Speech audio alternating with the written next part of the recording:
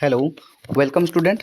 चलिए बिना देर के वीडियो को स्टार्ट करते हैं। तो आज का ये जो पेपर था सामाजिक विज्ञान का, यानी कक्षा 10वीं वालों का ये पेपर है। आज मैं इसका सॉल्यूशन करने वाला हूँ। इसके पहले मैंने सभी विषय का सॉल्यूशन कर दिया। यदि आप लोग नहीं देखे हैं तो चैनल पे जाके देख सकते हैं। तो चलिए बिना देर के हम स्टार्ट करते हैं आज के इस सामाजिक विज्ञान के पेपर का हल करना। तो ध्यान दीजिएगा, आप सभी लोग मिला लीजिएगा क्योंकि आज बोर्ड का परीक्षा ख़त्म भी हो चुका है बच्चों।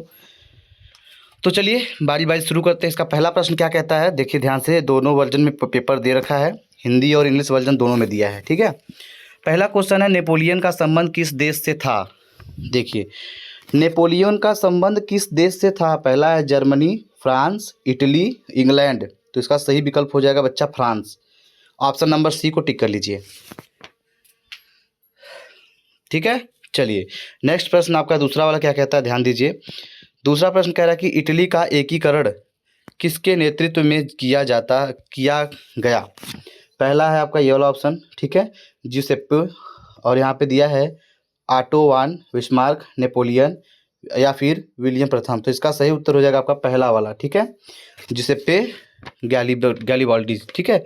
ये वाला आपका सही होगा। आपका नेक्स्ट ऑप्शन क्या है, क्वेश्चन क्या है, हिंद स्वराज पुस्तक के लेखक है।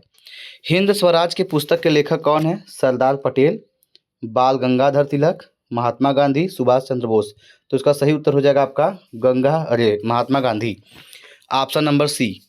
चलिए नेक्स्ट प्रश्न आपका है, अगला प्रश्न क्या कहता है।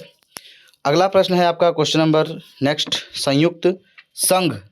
संयुक्त राष्ट्र संघ का मुख्यालय कहाँ पर स्थित है। वाशिंगटन में है, जेनेवा में है, न्यूयॉर्क में है, ऑस्ट्रिया में है। तो इसका सही उत्तर क्या हो जाएगा, इसका सही उत्तर आपका हो जाएगा न्यूयॉर्क, ठीक है। कौन सा हो जाएगा, न्यूयॉर्क में हो जाएगा, ठीक है। तो चलिए मैंने आपको टोटल 1 क्वेश्चन, 2 क्वेश्चन, 3 क्वेश्चन और 4 क्वेश्चन मैंने आपको बता दिया। क्वेश्चन नंबर 5 की तरफ चलते हैं। देखिए 5वें का क्या है, बोला जा रहा है कि वर्नाक्यूलर प्रेस एक्ट कब लागू किया गया। इसमें कौन सा ऑप्शन आपका सही होगा बच्चा। चलिए फटाफट बताइए इसका कौन सा उत्तर सही होगा। चलिए जल्दी करिए, ठीक है। चलिए मैं आपको बताता हूँ क्वेश्चन नंबर 5वें का जो ऑप्शन नंबर सही होगा वो कौन सा है, वो आपका ऑप्शन नंबर सी हो जाएगा। यानी कौन सा, ये वाला 1878 ईस्वी, ये वाला, ठीक है। चलिए तो मैंने आपको कितना प्रश्न बताया बच्चा, 1, 2, 3, 4 और ये 5। अब प्रश्न संख्या 6 पे चलते हैं, ध्यान से मिलाते रहिएगा।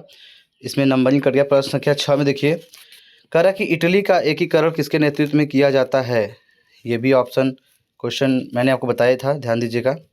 ये वाला क्वेश्चन मैंने बता दिया है आपको। अगला क्वेश्चन आपका ये रहा, 5वां क्वेश्चन है, 6वां, ठीक है। देखिए, संसदीय प्रजातंत्र की स्थापना किस देश में सर्वप्रथम हुई। तो इसका सही उत्तर क्या होगा, इसका सही उत्तर आपका हो जाएगा ऑप्शन नंबर बी, यानी कि इंग्लैंड में हुई। नेक्स्ट प्रश्न है 6वां के बाद 7वां। देखिए, भारत में मताधिकार की आयु क्या है। तो भारत में मताधिकार का आयु आपका ये ऑप्शन नंबर डी, यानी कि 18 वर्ष है।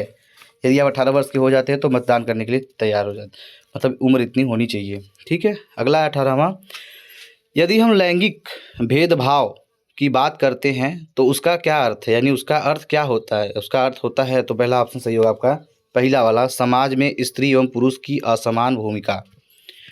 क्वेश्चन नंबर 9वां है, बहुजन समाज पार्टी के संस्थापक कौन थे। आपका ऑप्शन दिया है 4 ठो, काशीराम, या फिर मायावती, साहू जी महाराज, या फिर मुलायम सिंह यादव। तो उसका सही उत्तर हो जाएगा आपका कौन सा, काशीराम, ठीक है। तो आपका कौन सा उत्तर हो जाएगा, ए वाला, यानी कांशीराम, ये वाला ऑप्शन आपका सही हो जाएगा। अगला प्रश्न है बच्चा क्वेश्चन नंबर 10। देखिए, बोला जा रहा है कि लोकतंत्र में शक्ति का स्रोत है। ऑप्शन है जनता, संसद, प्रधानमंत्री, राष्ट्रपति। तो चलिए बताइए, लोकतंत्र में शक्ति का स्रोत कौन है। तो ये आपका जनता हो जाएगा, ठीक है। क्या हो जाएगा, जनता। प्रश्न संख्या 11 देखिए, बोला जा रहा है कि सोपानी खेती किस राज्य में की जाती है। सोपानी खेती किस राज्य में की जाती है। पंजाब में की जाती है, हरियाणा में, उत्तराखंड में, उत्तर प्रदेश में। तो इसका सही उत्तर क्या हो जाएगा, सी वाला, यानी उत्तराखंड में की जाती है। अगला पेपर है क्वेश्चन है, निम्न में से कौन आधारभूत खनिज है। पहला ऑप्शन है तांबा, लौह अयस्क, अभ्रक, सोना। तो इसका सही उत्तर हो जाएगा लौह अयस्क हो जाएगा, ठीक है।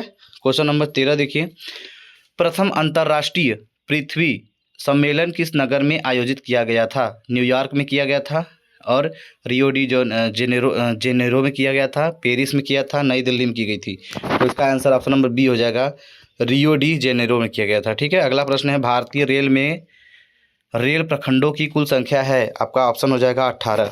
ये बी वाला ऑप्शन सही है। अगला प्रश्न है 14 के बाद 15, देखिए, उपभोक्ता सुरक्षा अधिनियम किस वर्ष पारित हुआ था? आपका ऑप्शन कौन सा सही होगा? 1986।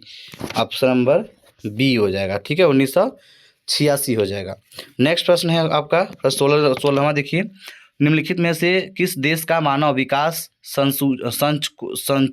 सूचकांक सर्वोच्च है? तो इसका सही उत्तर क्या हो जाएगा आपका?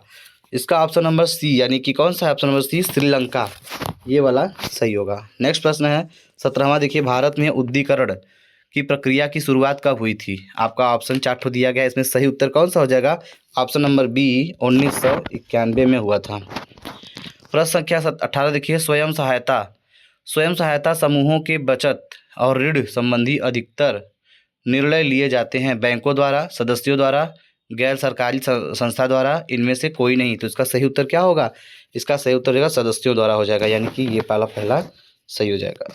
दूसरा वाला 19 वाला, देखिए, निम्नलिखित में से कौन सा व्यक्ति अर्थव्यवस्था के प्राथमिक क्षेत्र से संबंधित है? व्यापारी है, मछुआरा है, डाकिया है या फिर शिक्षक है? तो ये बता रहा प्राथमिक क्षेत्र वैसे तो कृषि होता है, तो यहाँ पे आपका मुझे आंसर क्लियर नहीं हो पा रहा है। यहाँ पे दो ऑप्शन हो सकता है, या तो मछुआरा होगा या तो व्यापारी होगा, इसी दो में से एक आंसर है। मैं इसका आंसर श्योर नहीं हूँ, इसलिए आप मुझे कमेंट करके बता सकते हैं। इन्हीं दोनों में से होगा, ये मुझे पता है, लेकिन श्योर नहीं कि कौन सा होगा, इसलिए मैं इसको नहीं बताता हूँ। आपको पता है तो आप हमें कमेंट बॉक्स में करके बता दीजिएगा। प्रश्न संख्या 20, देखिए, निम्नलिखित में से कौन सी संस्था अंतर्राष्ट्रीय व्यापार के उदार बनाने का उद्देश्य रखती है? आपका ऑप्शन नंबर बी वाला ही राइट होगा। कौन सा? विश्व व्यापार संगठन, WTO, ये आपका सही आंसर होगा। ठीक है, उम्मीद करते हैं आपको 20 प्रश्न समझ में आ गए होंगे। यदि समझ में आए तो वीडियो को लाइक करिएगा, चैनल पर पहली बार है चैनल को सब्सक्राइब करना ना भूलिएगा। चलिए बच्चों, फटाफट इस पेपर का सॉल्यूशन करके मिला लीजिए। कक्षा 10 वालों के लिए बेस्ट ऑफ लक, बहुत अच्छा रिजल्ट होगा आपका, क्योंकि आप लोगों ने पेपर बहुत अच्छा दिया है। आज आपका पेपर समाप्त होता है। जय हिंद बच्चों, जय भारत।